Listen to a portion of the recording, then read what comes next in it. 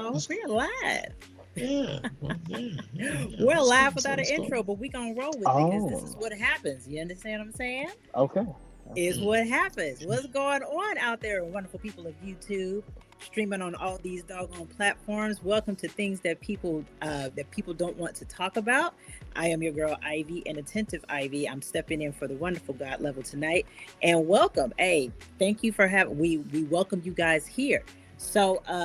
Yeah, well, we talk about a bunch of different things, and we're gonna go around the horn and introduce ourselves. I introduce myself.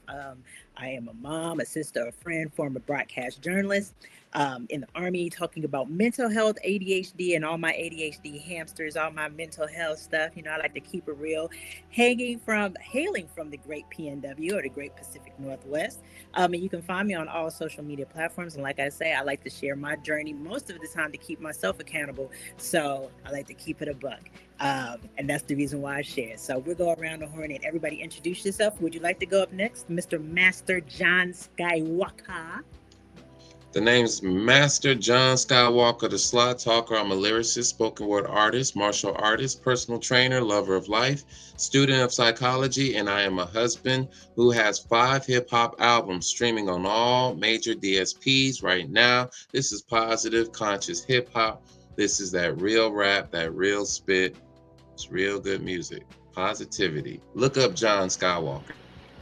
Skywalker, y'all. Look up John Skywalker. Salute. Yes, because he is doing his thing. The music that we're listening to right now, those are some of the samplings of Master John Skywalker. All right. Sherman, would you like to come in and introduce yourself, brother? My name is Sherman Vaughn, and as of right now, I'm giving it my best shot to learn how to love the journey in its totality. I love that. I love that. That's a lot about what life is about. But we'll talk about that later. King Newborn, Mm-hmm. would you like to come in and introduce yourself, sir? Peace, peace, peace. This is King Newborn. You can follow me on all social media platforms. And as always, I am that I am of service to family, friends, and loved ones. Peace, love, and light. Thank you very much, sir. Appreciate it, brothers. Listen, we got a deep one today, and I haven't been here for a couple of weeks, so I'm not even like this new. I'm checking out the new stratosphere and the new platform, what we kind of got going on in here. But this was a biggie, so I feel like we need to give it some reverence, before we go into it. But the biggest one is let's talk about contemplating suicide, or have you contemplated suicide? Um, John, would you like to start off with the question, sir?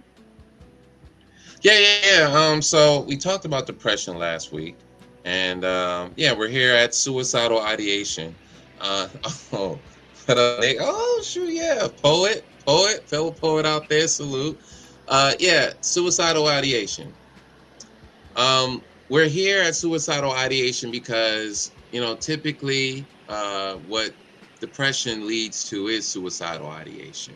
There's the eventuality of it, mainly because if you're stuck in this drowning state, if you're stuck in this very stale, pale, dry, it's suffering. It is suffering. And when an organism suffers, well, when a human suffers, um, we have the tendency to try to resolve that suffering. We're looking to ease the pain, relieve the pain, end the pain. And when you've tried several remedies, you're trying to adapt, you're trying to cope. But when your coping mechanisms fail, when your system fails you, you think the only thing left to do is to escape. And so this is where the suicidal ideation comes from. So we're talking depressed individuals who have been suffering for so long that now they are considering the option of terminating their life, right? And so just to give this a little bit of context, we're talking about 12 million Americans, right? In 2023, that number was captured, that 12 million Americans had at least one severe suicidal ideation experience where you were seriously contemplating, not planning, but just really thinking, yo, I want to unalive myself because this life, this condition, this experience is just so overwhelming. It's just so, I don't want to be here anymore.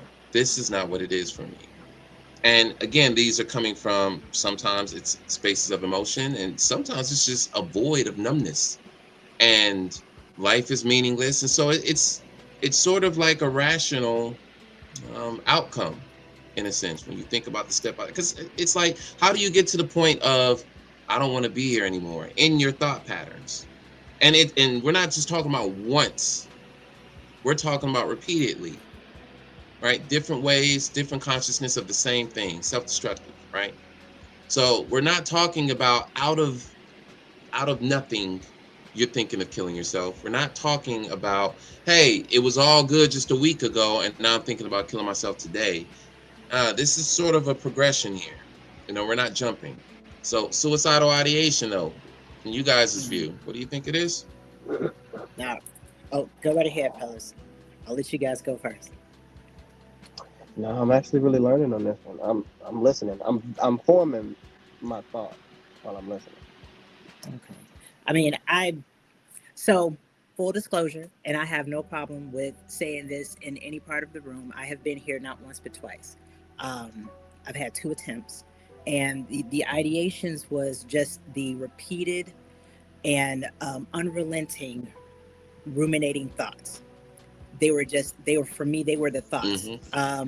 And it's crazy. I won't say funny. It's crazy that, like, the ideation is the first part, because then normally the question right after that is, do you have a plan? And if you have a plan, like, you're in a danger zone, right? Like, and I think what you just said, John, is very, very true. It's about human suffering. And when someone is suffering and you don't see, we always talk about on the show, we always talk about solutions, like, what is the solution to a problem? And a lot of times someone who's contemplating suicide, they don't see an option. They don't see a solution to a way out. And coping is painful instead of coping just being a thing, if that makes any sense. So it always starts with the ideation. And it's not just you have just one thought, or just, things would be better if I just wasn't here. It's the constant, it's the loop. It literally, if an ideation is there, it doesn't let go. So the ideation is where it all starts and where it all begins. And it's and if you can thwart something at the ideation stage, I mean, it becomes a boom. But if you cannot, that can be interesting. So. Yeah. Okay.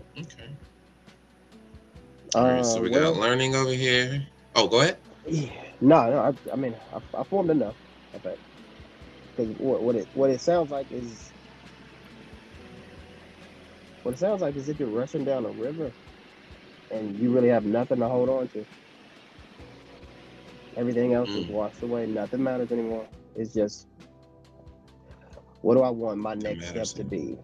Like, where I want to go after this life.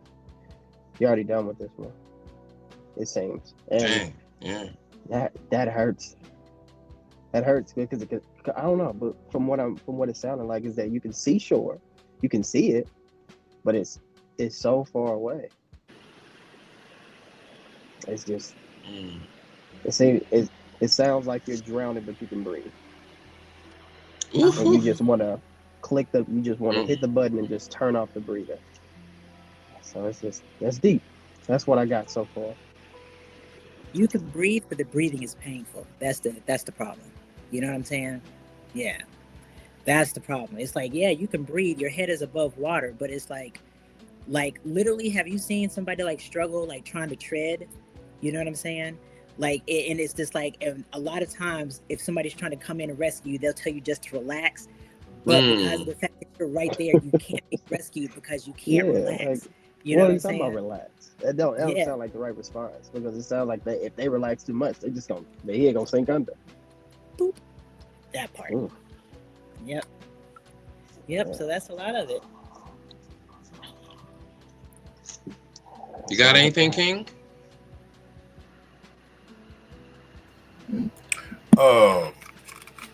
No, I right now I don't. I'm a student right now, and yeah, I'm a student right now. Okay, that is fair. All right. Yeah. So yeah, existentially, suicidal ideation can reflect a deeper struggle with, life's meaning, life's purpose, um, and just the weight of suffering. You know, um, it might emerge when someone feels disconnected from others, disconnected from life, or there's questions of why you even exist at all. And this can be triggered by mental health conditions. It's not just depression, but also anxiety. It could be trauma, it could be stress, uh, overwhelming life events, being impoverished, having a physical disease, cancer, some sort of physical disability, something taken away. There's just so many traumatic events, um, conditions, even like having living with a sexually transmitted disease. You know, you're recognizing that this ain't the life anymore, right? Um, and I want to clarify here that just because you have these thoughts, it doesn't mean that you're broken. Um, it could just be a signal that um, it could just be a signal of pain, and it can be treated, it could be addressed, um, and you use things like cognitive behavioral therapy to challenge your thoughts, and that's what it really comes down to. Um, if it's an ideation, it's an idea, it's a consciousness, it's in your mind, it's a self-talk. So the question is it you really talking, or is it an emotion? Oh, okay. Oh, dang, really? Yep. I'm not surprised. That's I'm not either, interesting. actually. Oh. Yeah. It's okay. Huh. It's very peculiar. Yeah. Yeah, because why wouldn't you want to? What? Context. Context matters. Context matters. It should. Yeah. But I was in any case, go ahead. I'm sorry. No, go ahead. No, go ahead. To... You good. I was trying to load it up, and literally, like, yeah, it's like it's been. All right. So. Well. Okay. All right. We'll keep it rolling.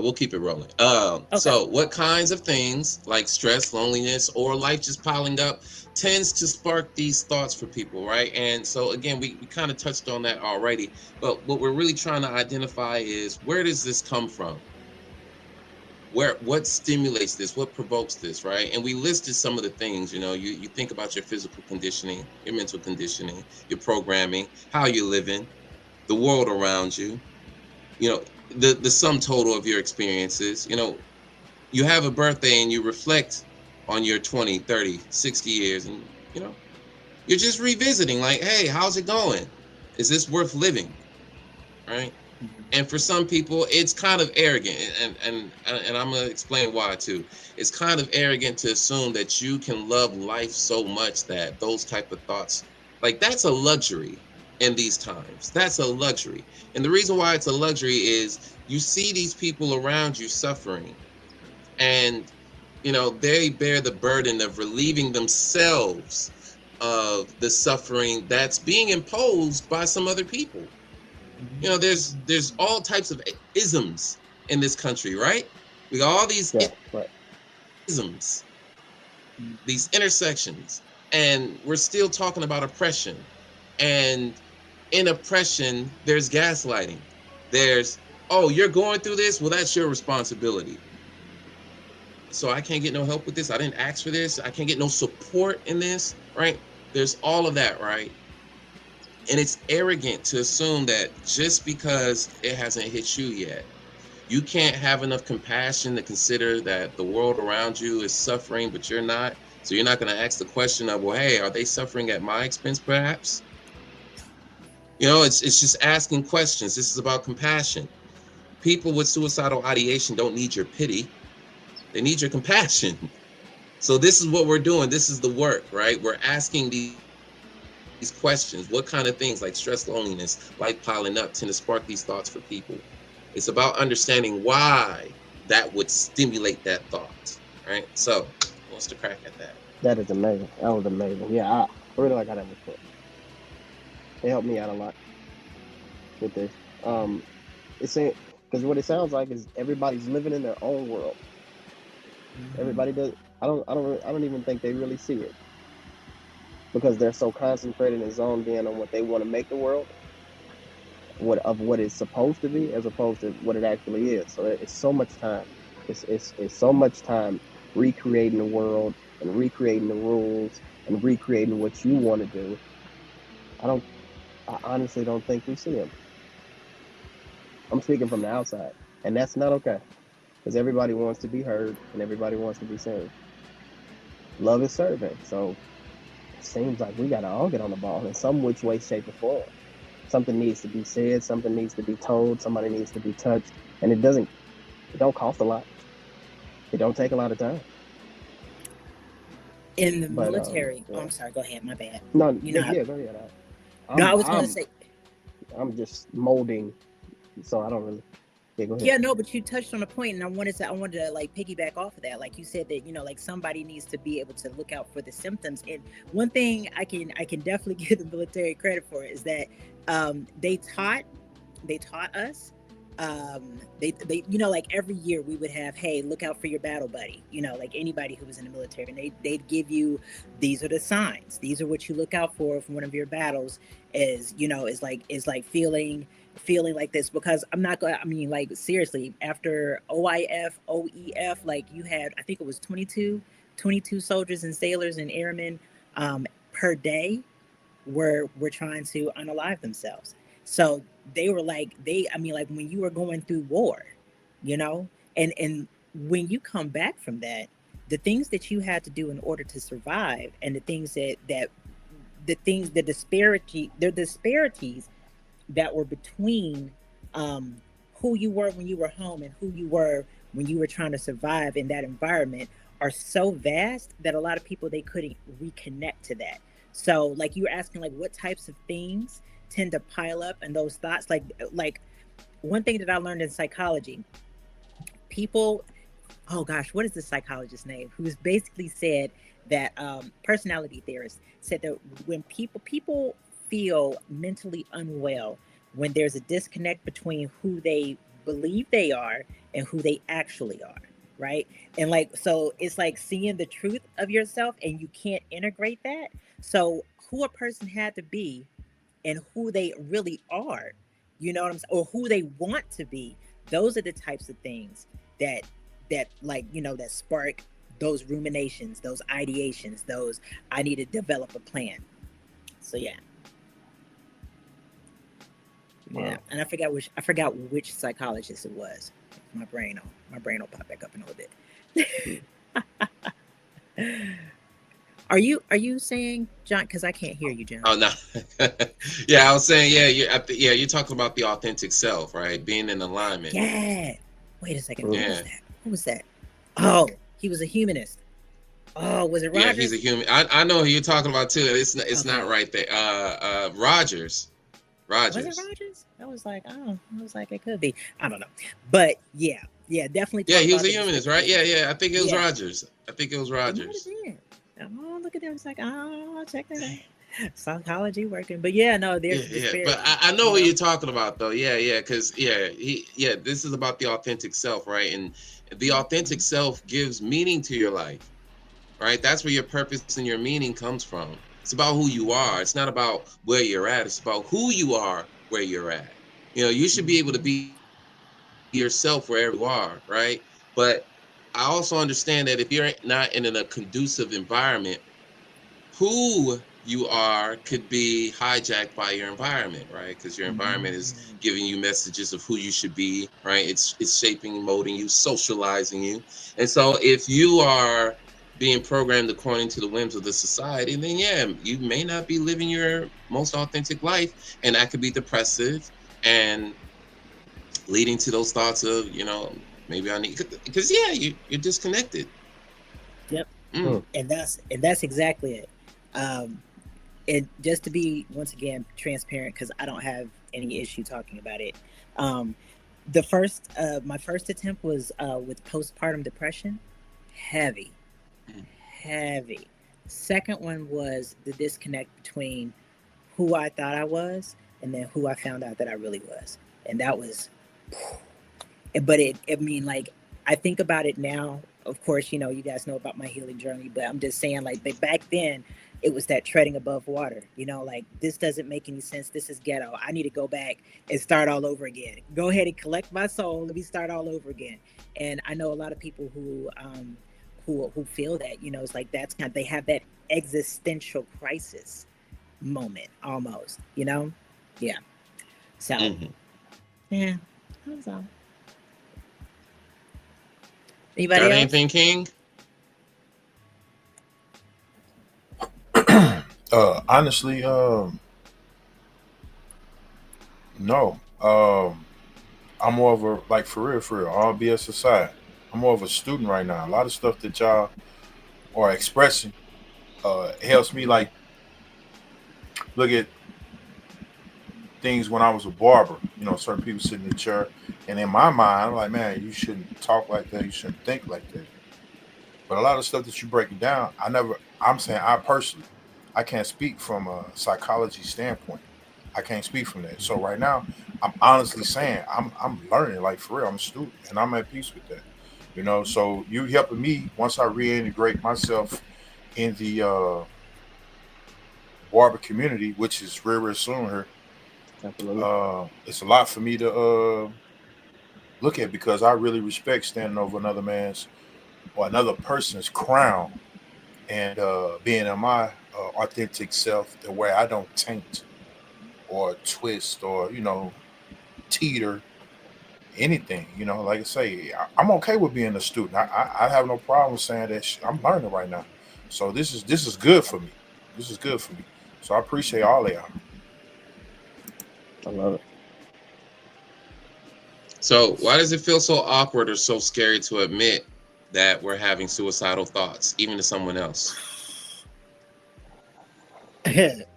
Would y'all like me to jump in, or y'all can start Absolutely. first? Because y'all know I talk a lot, so I'm gonna be quiet. I'm gonna let y'all go, or go ahead, John. Oh, well, Y'all know only I thing talk I a lot. Go have. ahead. Oh, Go ahead. the only thing I have so far is, honestly, to piggyback off what King said. This is opening up a new door. So I'm seeing new lights and new avenues to things that I know had angles. Um, I tend to be very linear, and life's not quite like that. So this is helping. Mm. Straight up. Yeah. And somebody even said it over here. I don't necessarily know who exactly this is, but they must be from the group and they're popping in. Judgment. Number one. I'm gonna tell you right now. I'm gonna tell you right now. When I had postpartum depression, my sister-in-law, God bless her, because she's not here anymore. But literally, when I went in and I came out, I heard, that girl, she ain't even need to do that. She just need to take a nap. Mm. The fuck? Excuse me? You know what I'm saying? And you tell that to somebody who is, I mean, they either, if they could have a chemical imbalance, or they could just be in a place where they feel like nothing else is left. And that's the reason why a lot of people, especially in our community, man, they're not even going to tell anybody. They're just going to go straight to it and just be like, I'm giving away. That's one thing. And I hope that question is in there. Like, how do you know the signs of whether or not somebody possibly, wants to unalive themselves? But, they're just like, man, I'm not telling nobody. I'm just going to give away my stuff. I'm just going to go ahead and write these letters, and they already have a plan, because it's too scary to try to tell somebody who can hold a safe space for you in our community. Because we the main one, man. Quit being a punk ass bitch. I mean, you know what I'm saying? I mean, Yeah. So judgment, huge. Okay. Let's see. Sometimes asking for help feels like punishment, right? We're told you should speak up, right? But nobody warns you that the honesty might mean, losing some autonomy A hospital could hold you. You got judgmental doctors. Shoot, it could even mean losing your job. So when you think about the risk right there, you're like, it's better if I stay quiet because I don't want to get punished for being weak, right? And that's another thing. We've been brainwashed, programmed, if you want to call it, into thinking that if you have suicidal ideations, that's weakness. And then there's also the discomfort that comes with it, right? The second you say it, people kind of stop listening because suddenly you're not you anymore. You're a risk factor. And you're also revealing a lot of the times other people's incompetence. They don't like that.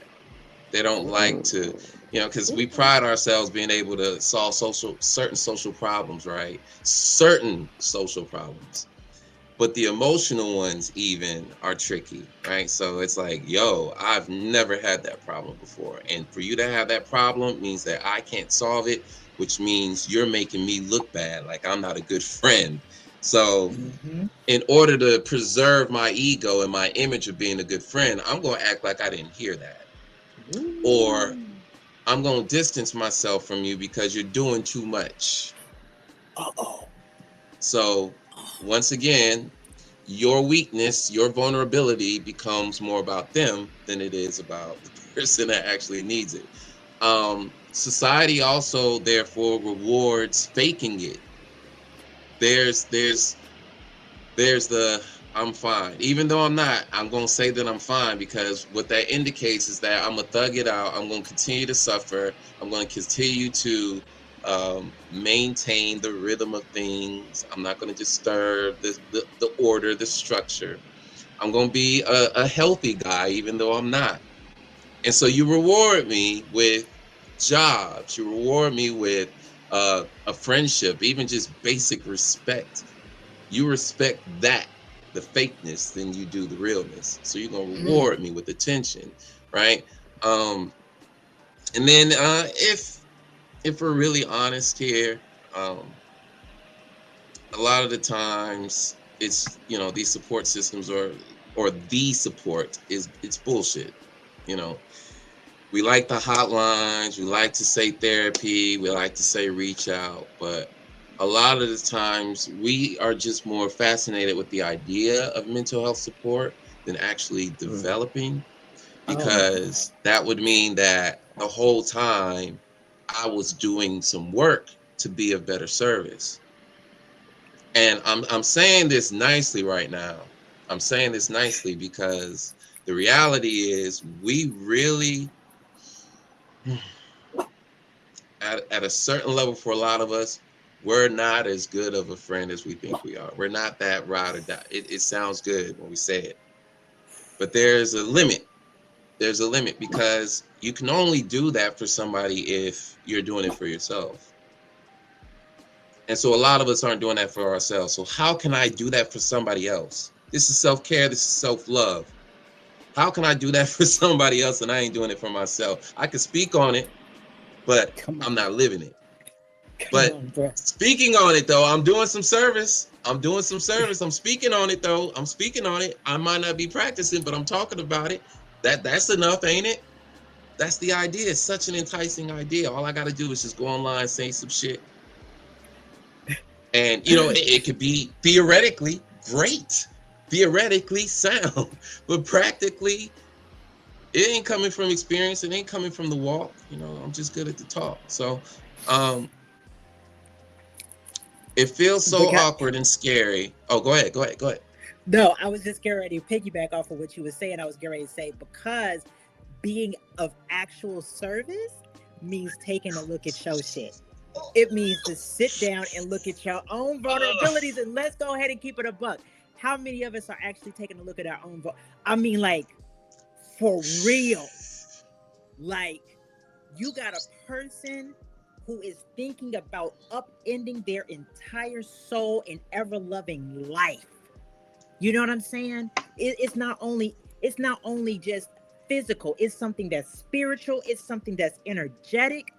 And how you've got to be on your own square to be able to put your, you know what I'm saying? To be for real of service. You've got to be able to leave everything that's involved with your ego at the door. Everything. That's it. I'm gonna shut up. So, which leads into the next question. And everybody, you know, I mean, whether you're watching this now or later, this is a question you have to seriously ask yourself. Do you feel well equipped to address someone with suicidal ideation? And that someone can be you. Now, I want you to consider, okay? I want you to consider something here. In most countries, right, first world at least, you can get CPR certified. You can get CPR certified for a fee. Some of them do it for free, but for a fee, okay? So it goes to say, why wouldn't you have anything similar for a crisis like suicide ideation? Why wouldn't you have that, right? Which, good news, there is. It's out there. We'll talk about it. But I'm just saying, you got to look at this as a public health issue. We've been seeing the numbers. The numbers are out there, okay? Now, the common folk may not be exposed to it, but it's like, you hear about this stuff. And you just got to wonder, like, dang, you know, if I found out that, 2, 3 people that I know committed suicide, or even 2, 3, 6 people, 9 people that I know have had suicidal thoughts, and I've had, dang, what do we, we're just one traumatic event from. Yeah. So what do we do? Like, that's wild. What are we going to do about that? What is our insurance policy to protect ourselves from unaliving ourselves? What's the policy? And a lot of us don't have that answer, and a lot of us don't even go research the answer. It's like this gap right here. It's right there. It's always there with you. I have tools.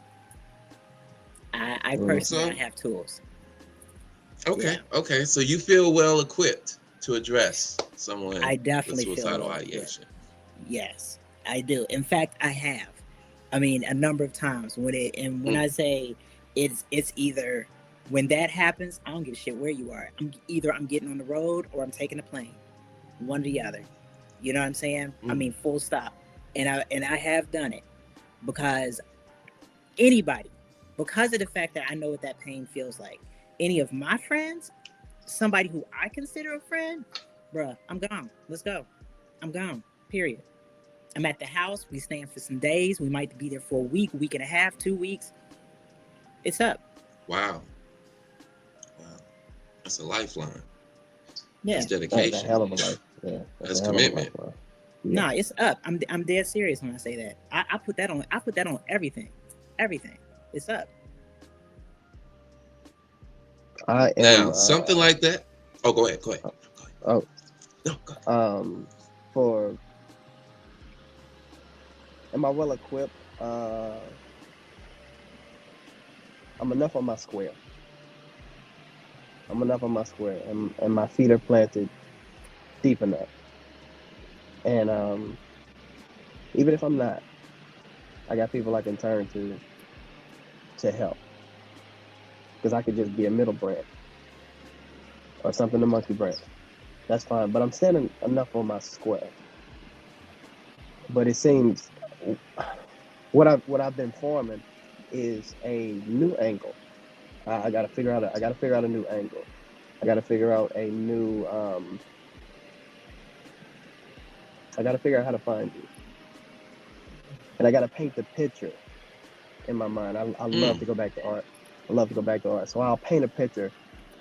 I'll paint a picture of if I sense the feeling, I'll paint the picture of complete despair. I'll paint it vividly. I'll give you the whole scene. I'll give you the river again.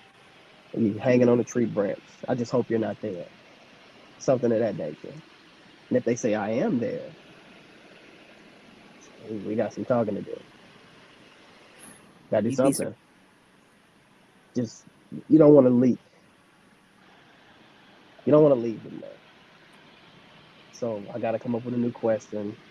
I gotta come up with something clever, some way to ease it in, to make it light enough, to make it stern enough, um, and to make it important. And I'll figure out that question. This is helping. Yeah, that's all I got. Hmm. I will say that well, first off, no, King, what you got? You got anything? I won't say student this time, but I'm still a student.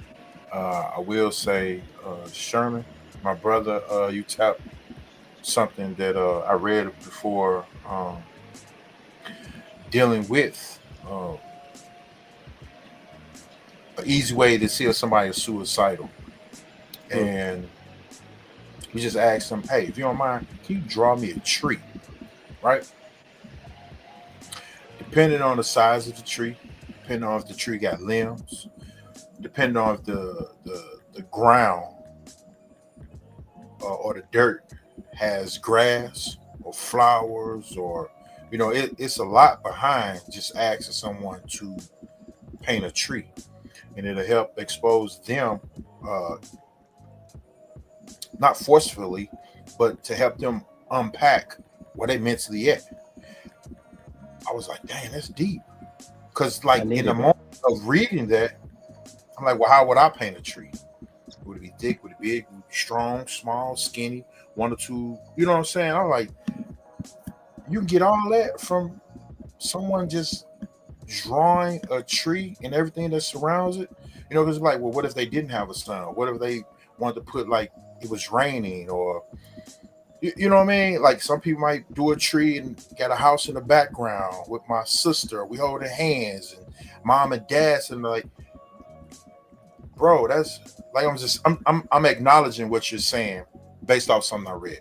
That's what I'm doing, and that's deep. That's deep. That's deep. But you're doing a mental case of it, and having them put themselves in the picture that they're painting, but doing it objectively. And that's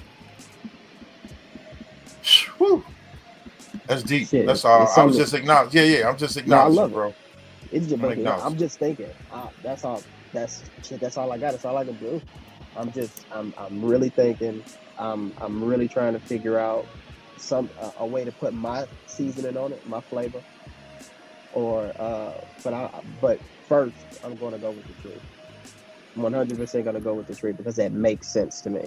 So if I can use that, I'll evolve eventually, and I'll make it more clever. I'll make it more, lighthearted, something that's akin to me. But that's a hell of a start. I'm gonna use that. May I interject? If it's peace and love, God love. Hey, how y'all doing? There Sorry I'm late. It's been goes. a hectic day. You want to bring yourself in? I'm here. Yeah, I was listening, and then I just like, you know what? Let me just go do a little something and tap in. Like I'm here. Like let's go.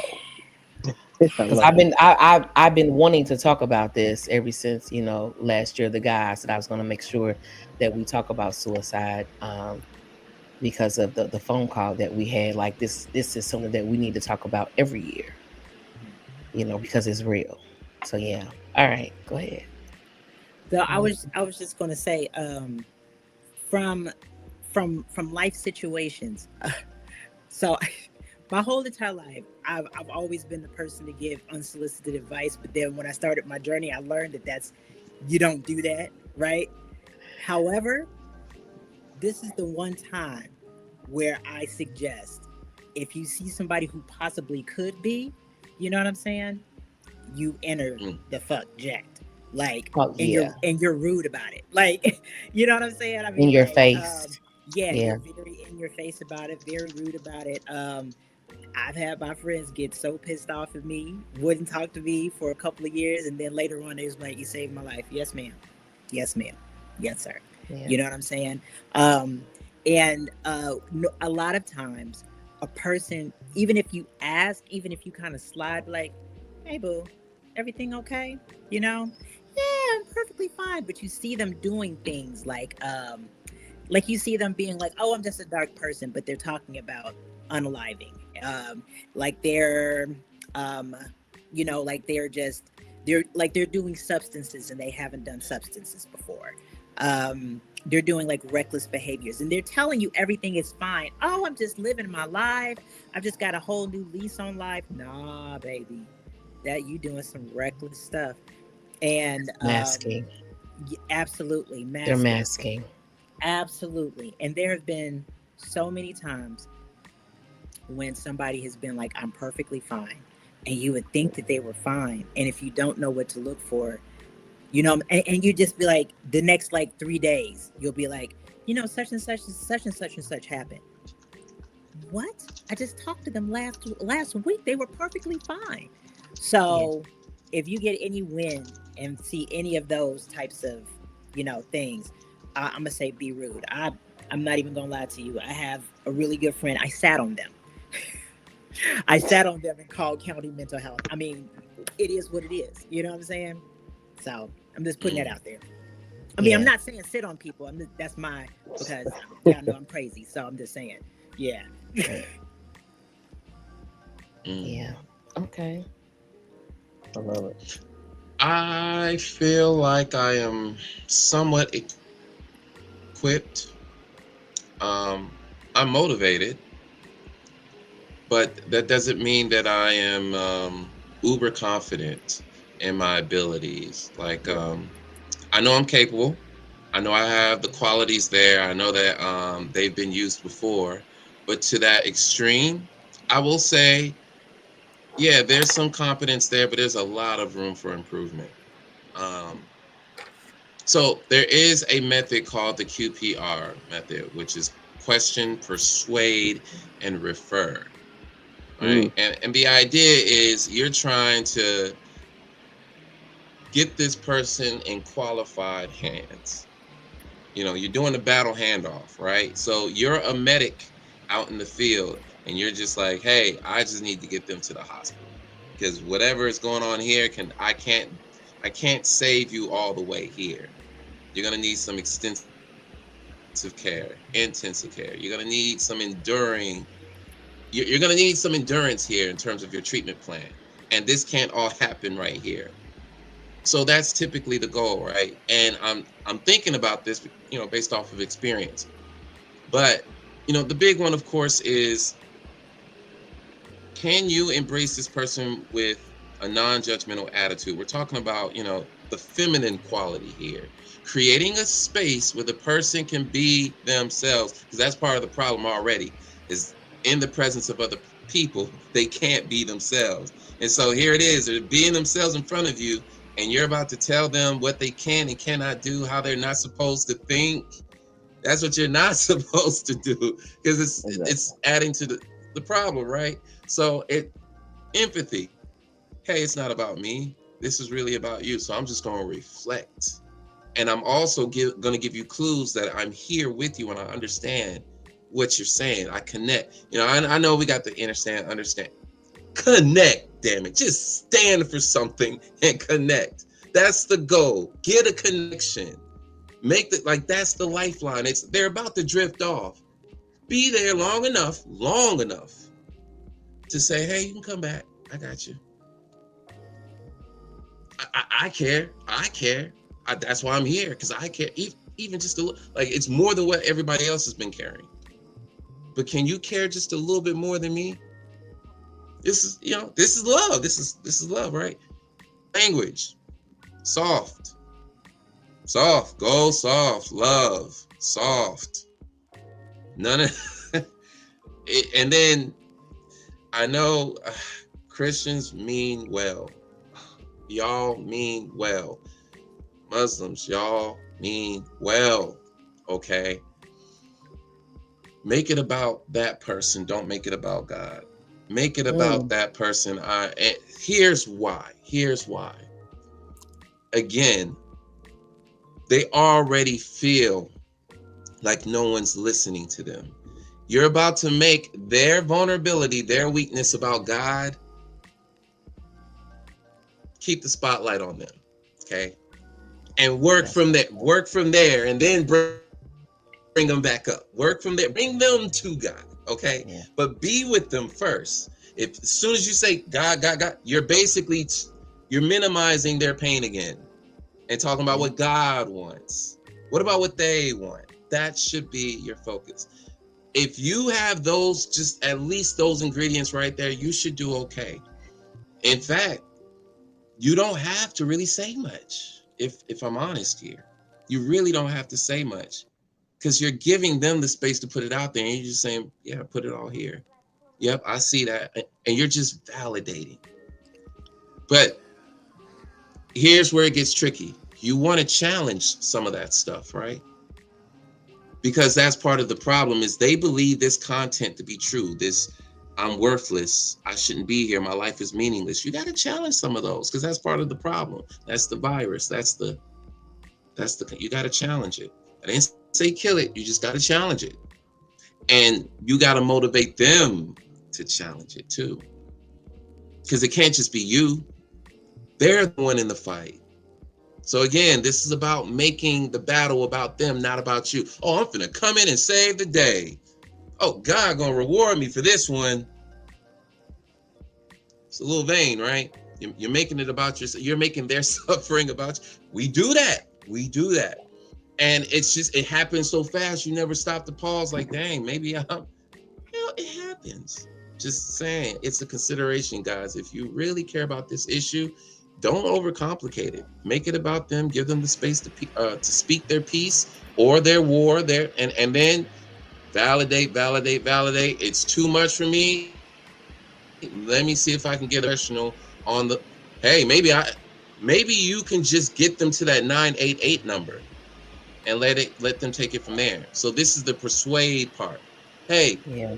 I'm not fully equipped to help you with this long term, even midterm. I can be with you short term. Would you be interested? And I can be here for the call. Would you be interested in talking to a professional? I know this number. They say, yeah.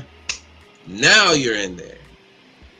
Because they're going to get on that phone with that person that's on the line way more confident than you, and you can still be right here, and it ain't even got to be on speaker. You just, for a little while, you good, you got it from Support. here, thank you. Support.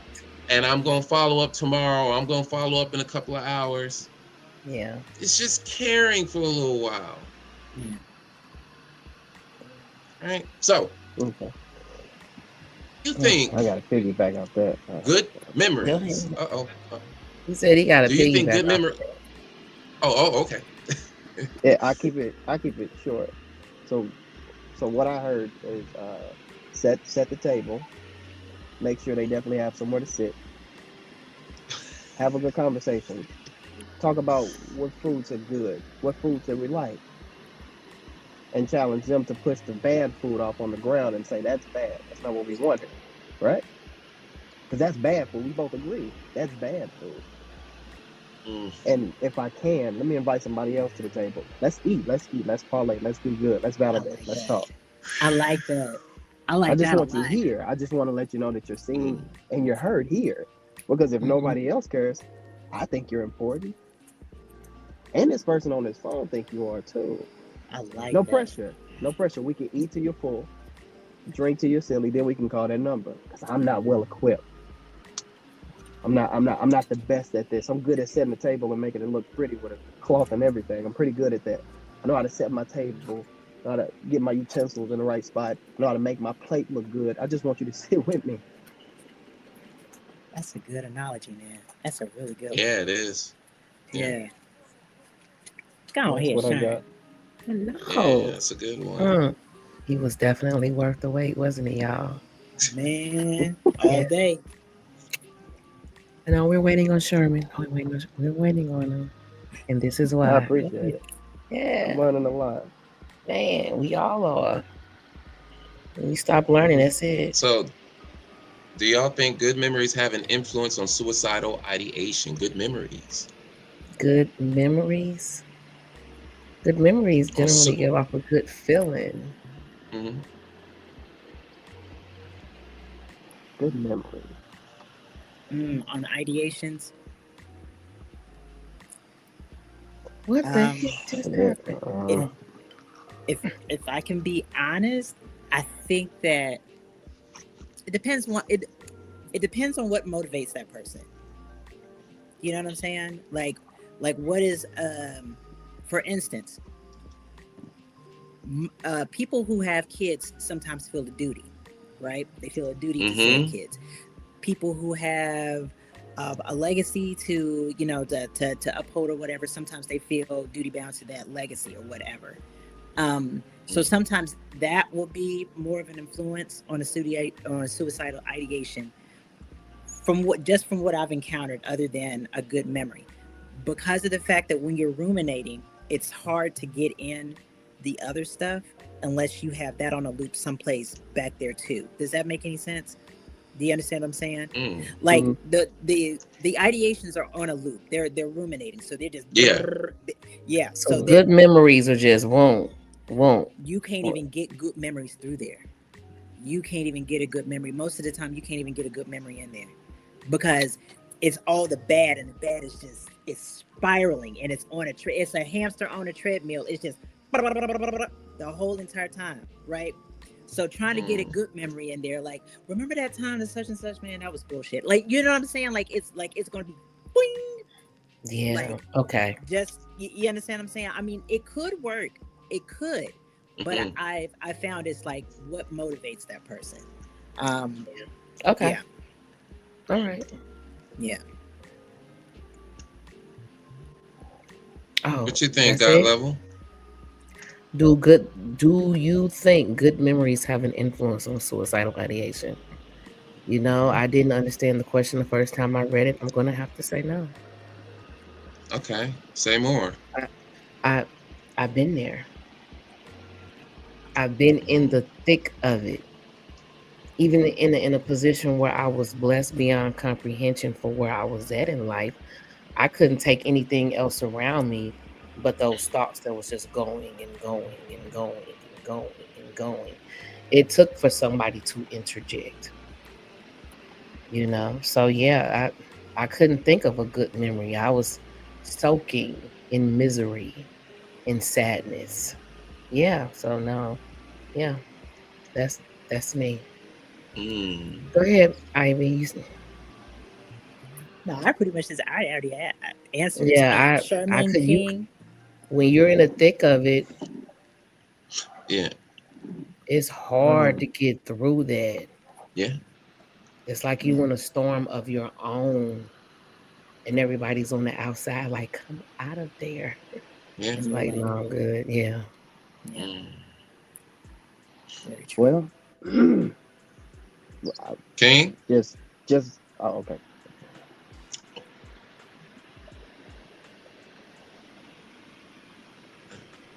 Uh, I'll make mine. I'll make mine Go quick. ahead, Sherman. I'll make mine quick.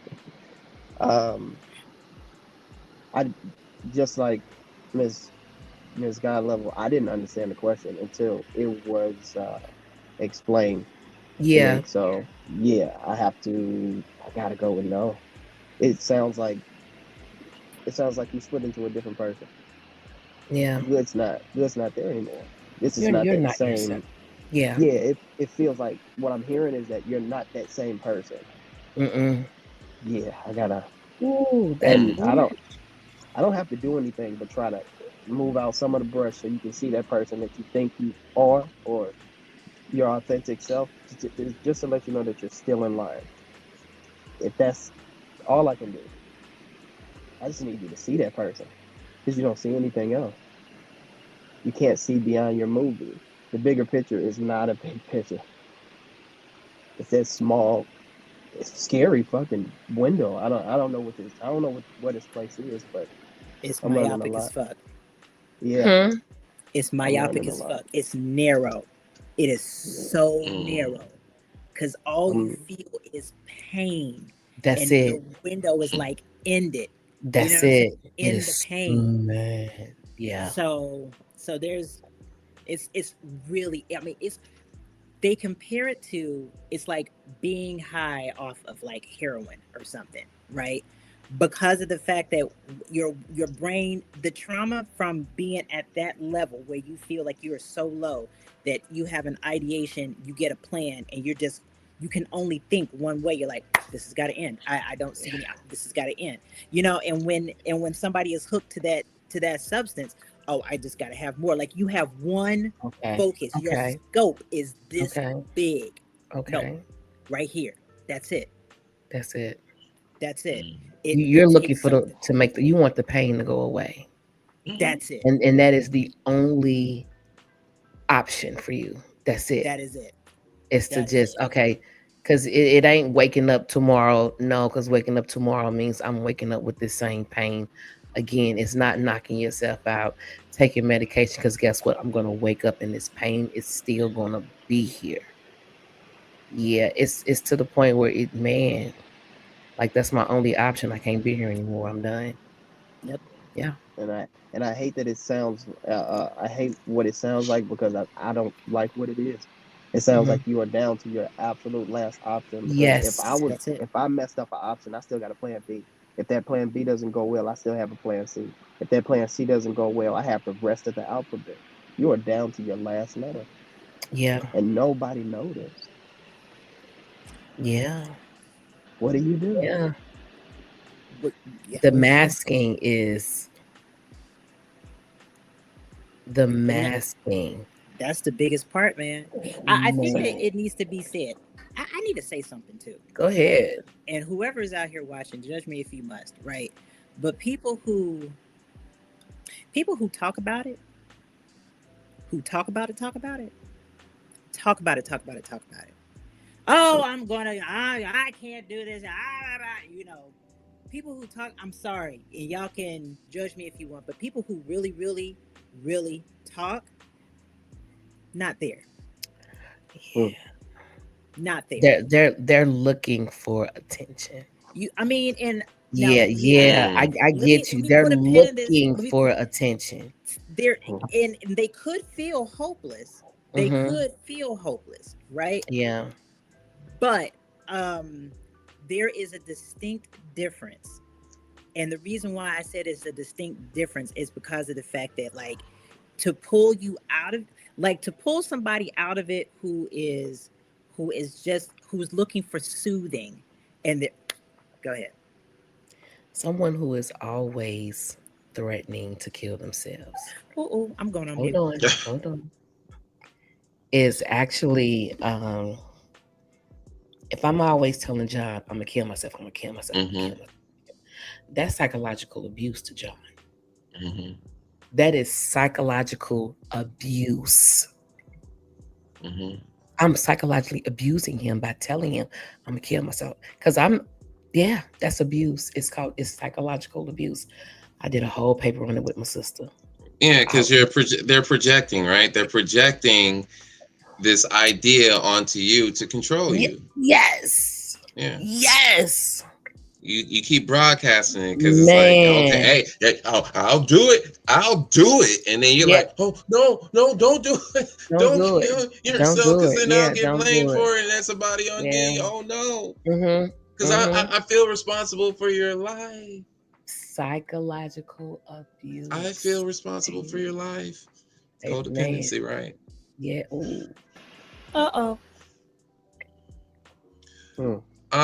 So I'm gonna be the light here, and I'm gonna say, yeah, good memories do have an influence on suicidal ideation, right? But I will say, I agree with you guys. It really is context dependent. It depends on a variety of factors. Like, for one, the relevance, the meaning, and the strength of that memory, right? So I'm an optimist. Okay, I am an optimist, and so that part right there, being an optimist, keeps you resilient. That means that no matter what, you are always looking for meaning, purpose, understanding, acceptance, and the good in all things. As in, this is how I interpret my experience, right? So I'm in the sunken place, and I'm only in the sunken place because I am not rooted in myself. Okay, I am not rooted. I am detached, but a good, strong, and it's got to be the right one. I can't be them weak memories. Can't be those weak ones like, oh yeah, I went to Six Flags. It has to be a very good, strong memory because it calls you back to who you are. It's a time, all right? This memory is a time where you were at your most brilliant. You were shining. You were confident. You were everything great because you're in this place where you feel the complete opposite. That memory can get, now it won't keep you there, okay? I do want to clarify that. The good memories won't keep you there because they are just content. So they can remind you, they can get you back grounded, back centered. But it also depends on how, salient these memories are. So it could be a good starting point, but this can't be your only strategy. It can't just be, all right, I'm just going to remember the good times. Because on the flip side, as my colleagues have said, they could bring up pain. Like, this is who I used to be. This is what I used to. It's past tense. So yeah, it just means that I'm not there now. And it's just reminding me of what I'm not because I'm not there now. It's a memory. What about now? What about tomorrow? I don't even know what's going to happen tomorrow. You think by me remembering the past that means that that's going to be tomorrow? It's the past, John. So that's your reasoning, right? But the idea of the good memory is you have to frame the memory in a way where this is not just a memory of what I experienced. This is a memory to commemorate the concept that good days, better days can come. I can do better than what I've done. I can do better than that goodness, right? That's context. What does that memory mean to you? Oh, this memory reminds me that I'm a good dad. So even though I messed up these times right here, I'm capable of being a good father because I have proof of concept right here. I have evidence. This is cognitive behavioral. You're challenging your thoughts. Your thoughts are, hey, I just want to go ahead and end it all. This is just too much. I've been in this body for too long and I'm suffering and there's just no end. But then if you come along with John and John says, well, hold on, you remember when you went through this? And you remember when you went through this? How did you get through that? And you explain, it's like, so there was always a solution as long as you were willing, don't you think? And as long as you had some support, don't you think? So why is this any different? Well, John, I don't know. This is just too big, man. And I'm tired of fighting these battles. This is self-talk. This is the conversation that you're having with that consciousness that wants to self-terminate. You're having a conversation with it. You ain't fighting it per se. You're having a conversation. It is a battle now. It's a rap battle. Okay? But you ain't just, you're wrestling with the consciousness and saying, all right, let me move it on out the way. Bring some light in here. Let me bring some light in here. See my way out. And then maybe once I see my way out, I can muster up the strength to walk that way, vibrate that way. Why do we call suicide selfish, but ignore the selfishness of a society that refuses to fix housing, healthcare, and wages? Because it's easier to it's easier to deflect. It's easier to deflect onto the victim than it is to take accountability. I pause. I'm like, it's easier to deflect.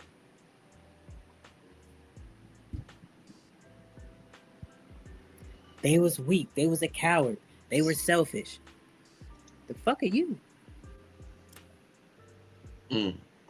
Take one to know one. Very simple. Man, accountability is a motherfucker, yo. Accountability is the kryptonite of the planet these days. Oof. It's hard. I mean, it's not easy. No, nobody said it was going to be easy. This journey, it's meant to be hard because you only appreciate things when it's hard, when it's difficult, when it was an obstacle that you jumped over. It's the only time you really appreciate it, because if it was too easy, you'll forget it. It won't be there. It won't be a memory that you can hold on to. It's too small of a break. It needs to be when you hit that game winning shot in front of your father. That's what it needs to be. It needs to be when your son was born.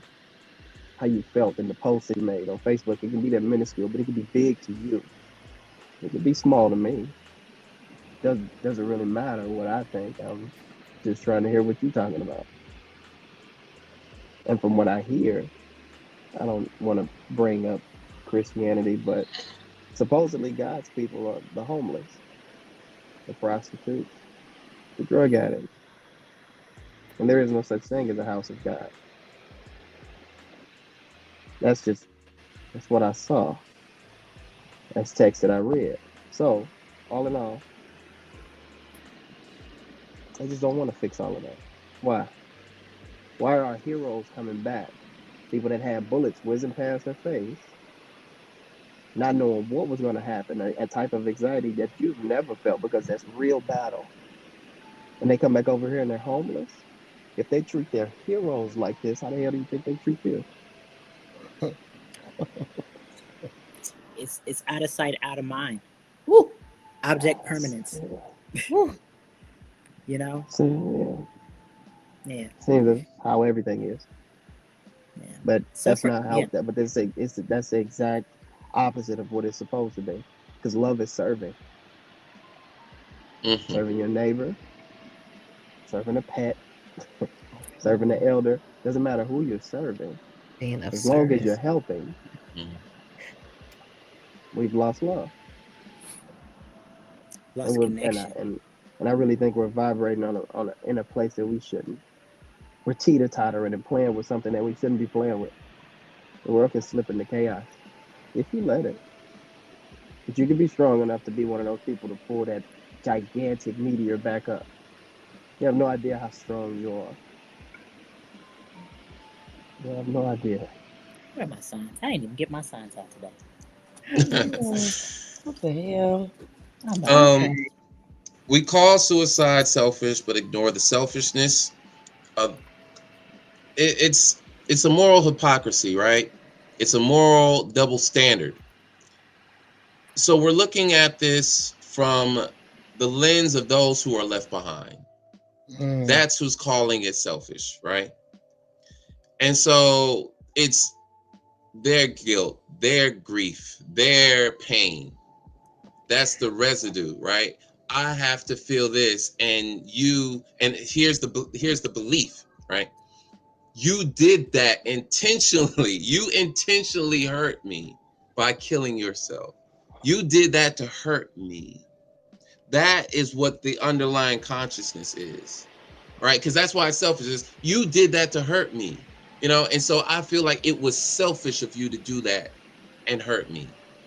There's also this lack of understanding about how mental illness and despair distorts the thinking, right? And so it makes it seem like suicide is not the rational option.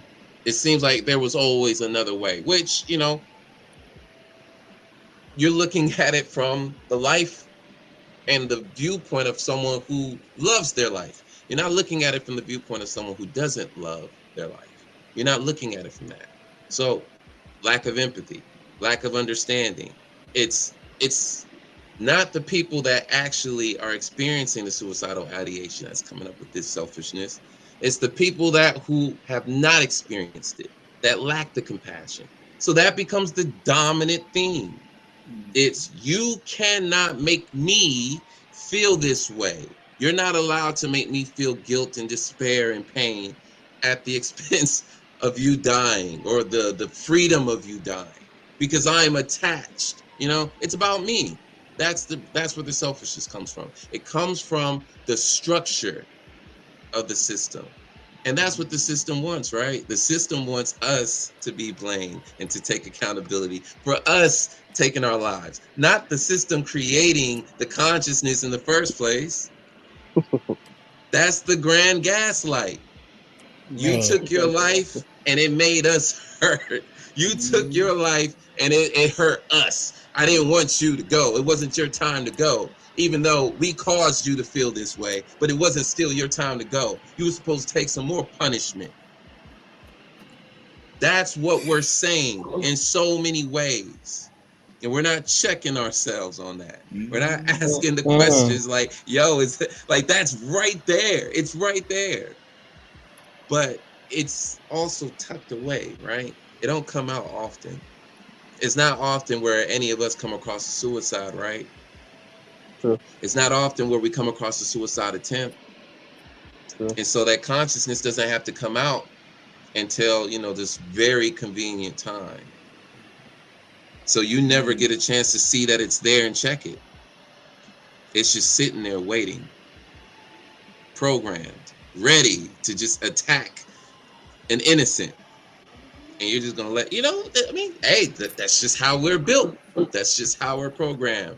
Accountability, it's in there. All right, so last one for the session, last one, right?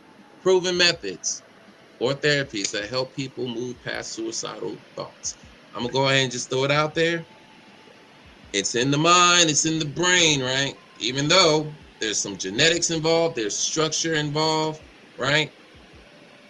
But if you're trying to challenge this, it's cognitive behavioral, right? And the reason why is we're still talking about body, mind. We're talking about the relationship between it's neuroscience and body. How do you get to the mind? How do you get that mind to a state where it's like, okay, we can rehabilitate you, but you have to be willing, right? Because I can't force you to do this. You got to actually want the help for yourself, right? But this is a person who does not want to be helped. This is a person that's saying, I don't know if I really want to be helped, right? We got to have a conversation. You can't just dope that person up. So it's cognitive behavioral. It's a talk therapy, okay? It's a kind of talk therapy. And there are licensed individuals, right, that can actually execute this because there's homework to be done. But we're still talking about reconditioning the mind. But let's just be clear here. Usually when this happens, our pharmaceutical companies get a hold of that population too. And so that's another reason. This is another reason why people aren't going to want to admit that they've had suicidal thoughts, because you're going to think, let's dope him up because he's unstable. Let's dope him up because he's a threat to himself. He could self-destruct. He could just disrupt in front of kids at any time. Let's dope him up. That's structural. That's institutional. We got to deal with that. Cognitive behavioral. We got to deal with those thoughts. Somatic therapies. No, it's all good. Okay. Somatic therapy. Why somatic? Because, okay, peep this. Have you guys ever seen a predator chase prey in the wild? I promise you I got to point to this. Mm-hmm. If you have never seen a predator chase prey and then that prey get away, there are videos on it, right?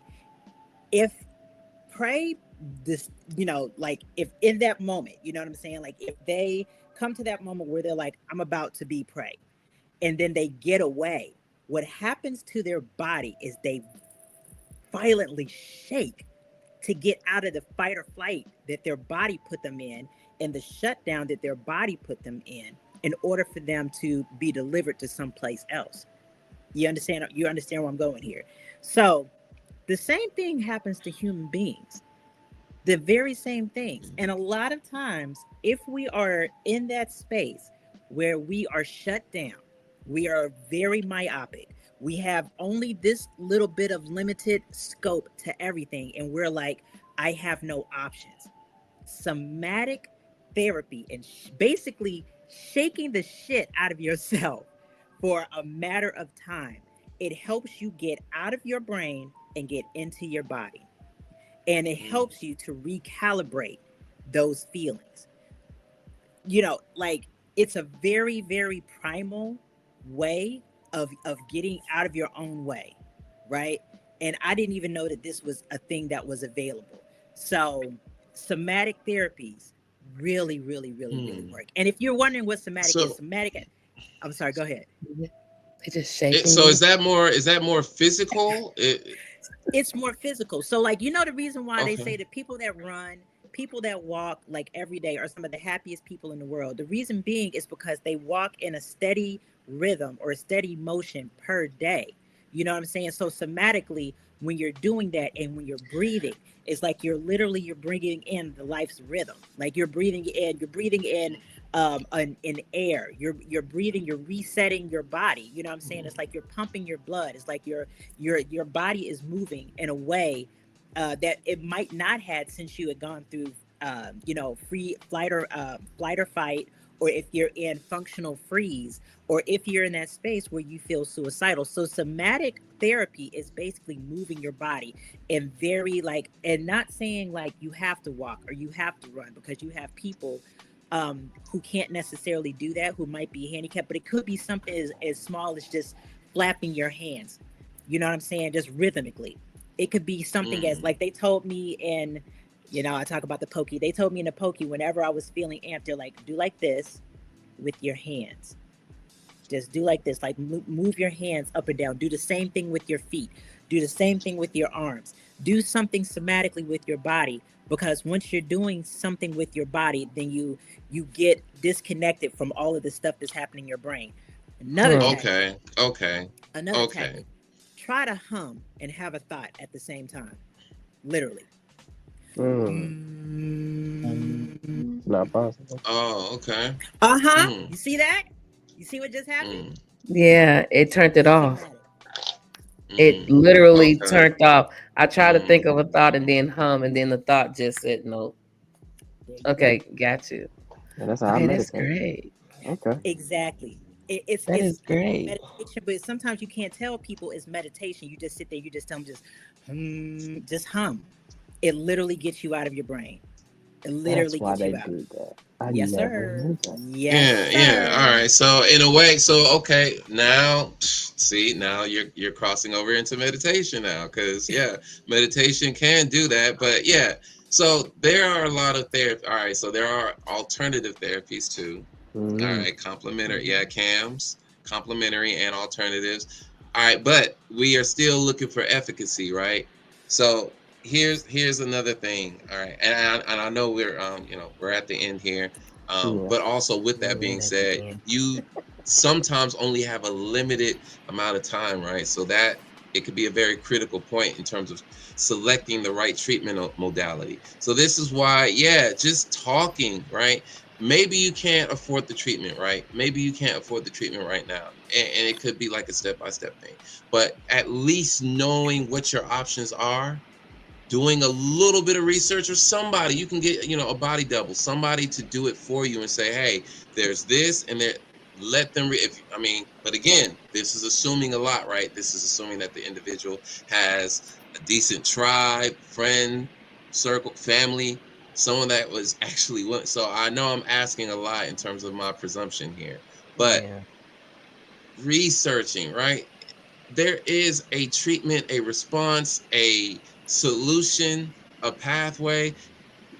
It's just really about, all right, let me find something that works for me. It could be yoga for you. It could be building blocks. Like, man, it really could be anything, right?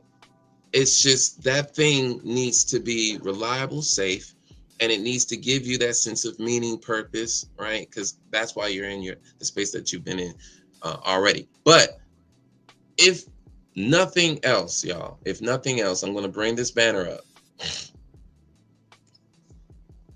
There is free QPR training. All right. So remember the CPR idea I was talking about, right?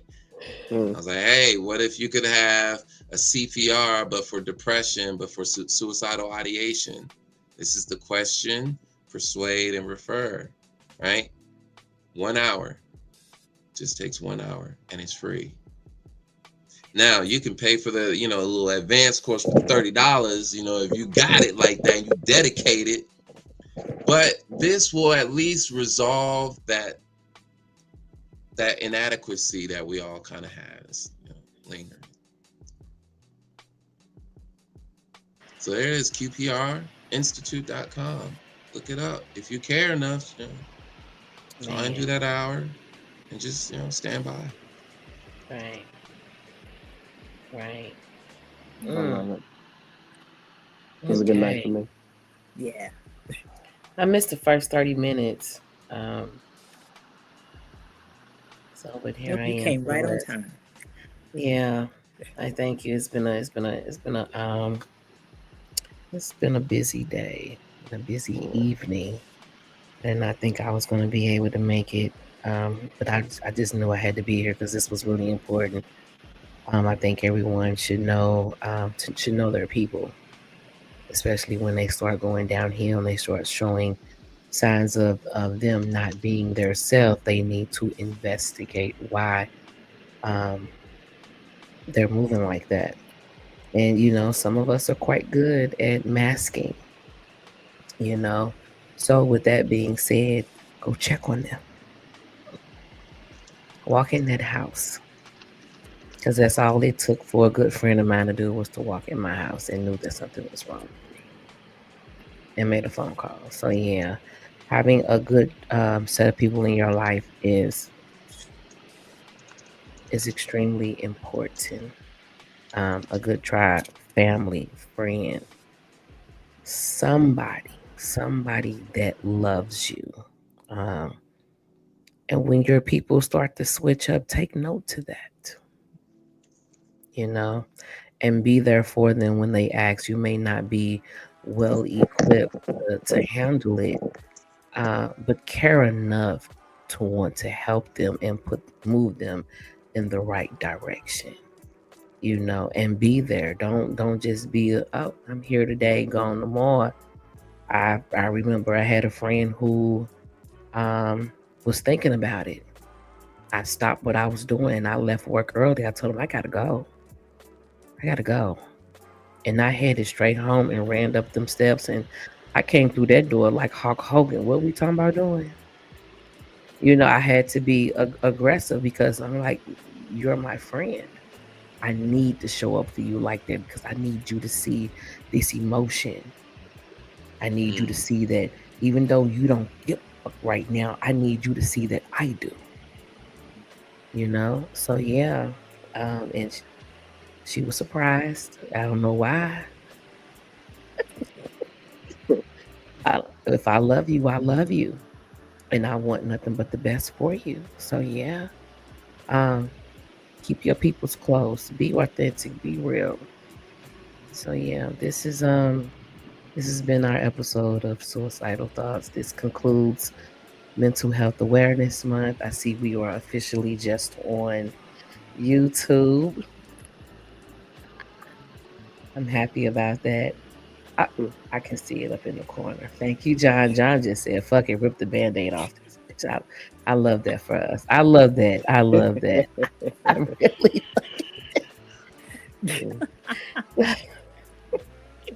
John is our engineer. Please go get off out of his goddamn albums. I like that. Man, I want to thank everyone. Even though we gonna be on a little decline for right now, but on the other side is what we're trying to get to. So I want to thank you for continuing to believe in this podcast, this panel, this what we are bringing to the table, being authentic, being real, and hey, it's nothing but up from here. We're ready. Does anybody have anything they want to add?